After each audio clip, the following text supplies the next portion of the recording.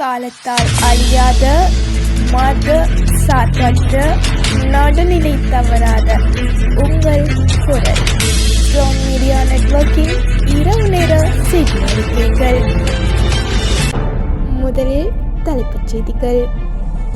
அம்மாத்தோட்டை துறைமுகத்தில் தேங்கியுள்ள 1000க்கும் அதிகமான வாகனங்கள் ஏலத்தில்.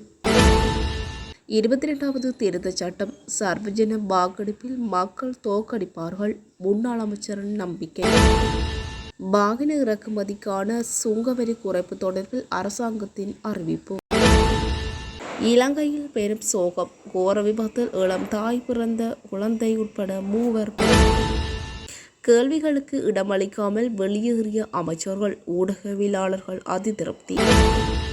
இலங்கை வீரர் ஷோனல் தினிஷுவை சச்சினுடன் ஒப்பிட்ட BCCI துணைத் தலைவர்.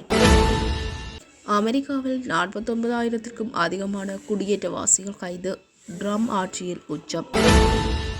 நேபாளத்தை மூழ்கடித்த வெள்ளம், உயிரிழப்பு 270ஆக அதிகரிப்பு, 2வது வெள்ளப்பெருக்கு ஏற்பட வாய்ப்பு.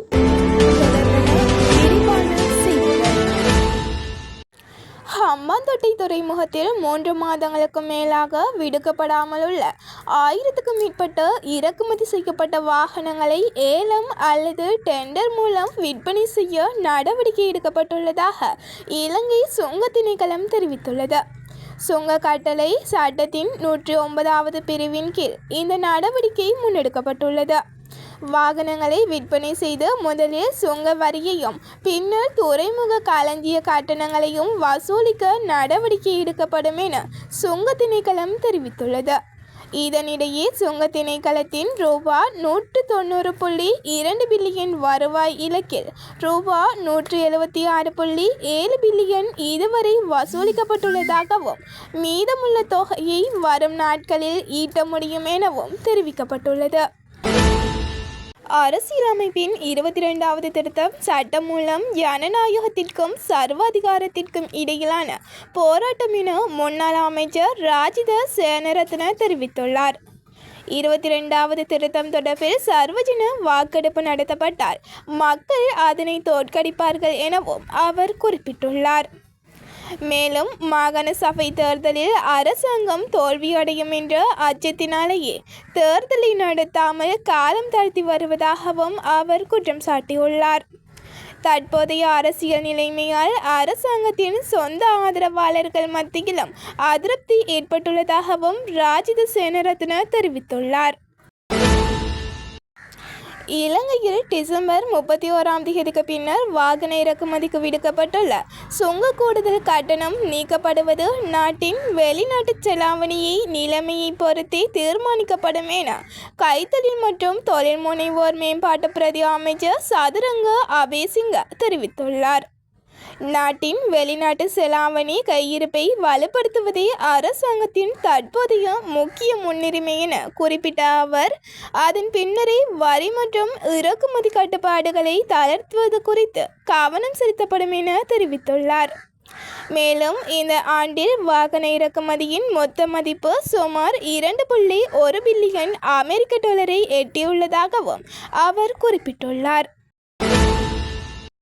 அனுராதபுரம் கெபிதி கொல்லாவ மெதவச்சி பிரதான வீதியில் இன்று காலை இடம்பெற்ற கோர விபத்தில் பிறந்து 10 நாட்களான குழந்தை உட்பட 3 உயிரிழந்துள்ளனர். ஜீப் மற்றும் முச்சக்கர வண்டி மோதியதில் இந்த விபத்து இடம்பெற்றுள்ளதாக போலீசார் தெரிவித்துள்ளனர். உயிரிழந்தவர்களில் தாய், அவரது மகள் மற்றும் 10 நாட்களான குழந்தை ஆகியோர் அடங்குகின்றனர். சிகிச்சைக்காக குழந்தையை அனுராதபுரம் போதனா வைத்தியசாலைக்கு அழைத்து சென்ற போதே இந்த விபத்து இடம்பெற்றுள்ளதாக தெரிவிக்கப்பட்டுள்ளது. சம்பவம் தொடர்பில் போலீசார் மேலதிக விசாரணைகளை முன்னெடுத்து வருகின்றனர். இந்தியாவுக்கு எதிரான டெஸ்ட் தொடரில் சிறப்பாக விளையாடி வரும் இலங்கை வீரர் ஷோனல் தினிஷுவை இந்திய கிரிக்கெட் ஜாம்பவான் சச்சின் டெண்டுல்கரும் ஒப்பிட்டு BCCI துணைத் தலைவர் ராஜீவ் சுக்லா பாராட்டியுள்ளார். தினிஷ சிறந்த வீரராக உருவாகும் திறன் கொண்டவர் என குறிப்பிட்ட சுக்லா, அவரது ஆட்டம் டெண்டுல்கரை நினைவுபடுத்துவதாகவும் தெரிவித்துள்ளார். 25 வயதான தினுச தொடரின் 4 இன்னிங்ஸ்களில் 50 அல்லது அதற்கு மேற்பட்ட ஓட்டங்களை பெற்றுள்ளார். முதல் டெஸ்டில் 100 மற்றும் 84 ஓட்டங்களையும், இரண்டாவது டெஸ்டில் முதல் இன்னிங்ஸில் 109 ஓட்டங்களையும் பெற்ற அவர் இறுதி நாளில் ஆட்டமிழக்காமல் 98 ஓட்டங்களுடன் விளையாடி வருகிறார். இலங்கை அணி தோல்வியை தவிர்க்க போராடி வரும் நிலையில் தினுசவின் தொடர்ச்சியான சிறப்பான ஆட்டம் இலங்கை டெஸ்ட் கிரிக்கெட்டுக்கு புதிய நம்பிக்கையை ஏற்படுத்தியுள்ளது. யாழ்ப்பாணத்தில் நடைபெற்ற ஊடகவியலாளர் சந்திப்பில் ஊடகவியலாளர்களின் கேள்விகளுக்கு முழுமையாக பதிலளிக்காமல் அமைச்சர்கள் பிமல் ரத்னநாயக்க மற்றும் ராமலிங்கம் சந்திரசேகர் வெளியேறியமை அதிருப்தியை ஏற்படுத்தியுள்ளது. நேற்று அரியாலையில் நடைபெற்ற சந்திப்பில் அமைச்சர்கள் தங்களது கருத்துக்களை முன்வைத்த பின்னர் சில கேள்விகளுக்கு பதிலளித்த நிலையில் வேறு பணிகள் இருப்பதாக கூறி இடைநடுவில் வெளியேறியுள்ளனர். ஊடகவியலாளர் சந்திப்புக்கு அழைப்பு விடுத்த பின்னர் கேள்விகளுக்கு போதிய நேரம் வழங்காமல் அமைச்சர்கள் வெளியேறியமை ஊடகவியலாளர்கள் மத்தியில் அதிருப்தியை ஏற்படுத்தியுள்ளதாக தெரிவிக்கப்பட்டுள்ளது.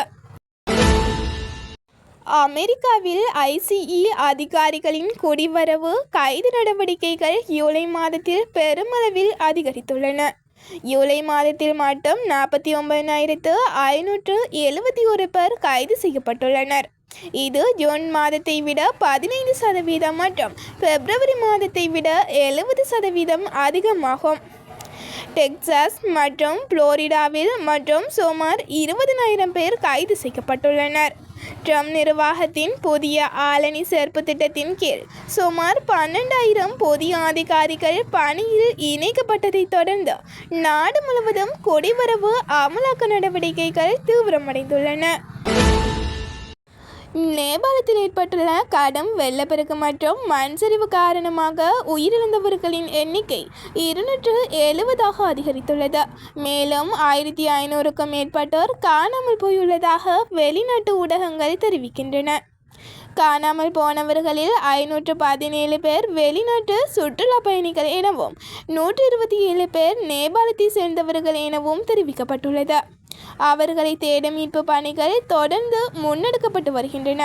இந்த நிலையில் அடுத்த சில நாட்களில் 2வது மற்றும் 3வது வெள்ள அலைகள் ஏற்படும் அபாயம் இருப்பதாக நேபாள பேரிடர் ஆய்வு நிபுணர்கள் எச்சரித்துள்ளனர்.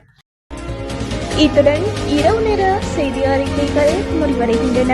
மீண்டும் சந்திக்கலாம். நன்றி.